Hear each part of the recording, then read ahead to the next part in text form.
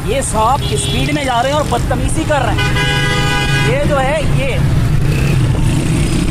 अस्सलाम वालेकुम, मैं इस वक्त ताला भाई के साथ हूँ जो सुबह 6 बजे से बाइकें चला रहे हैं और इस वक्त रात के 7 बज रहे हैं। ताला, क्या इशू हुआ है आपके साथ?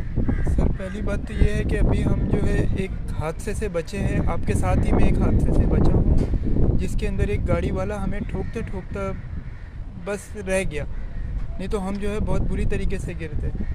और दूसरी बात ये है जब कि हमने उसको सिग्नल पे पकड़ा तो उसने क्या जवाब दिया? आराम से बात की थी तो उसका क्या जवाब था? बिल्कुल भाई अम्माद भाई ने जो है बिल्कुल आराम से उससे कहा कि भाई आप जो है ये कैसे ड्राइविंग कर रहे हो। तो वो जो है बिल्कुल बदतमीज़ी से बोल रहा है कि भाई ये मेरा रोड है, मैं जो चाहे वो करूँ।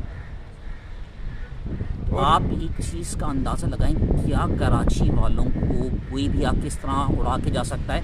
वो बंदा बहरहाल मुझे शक्ल से मकामी नहीं लग रहा था। वो शक्ल से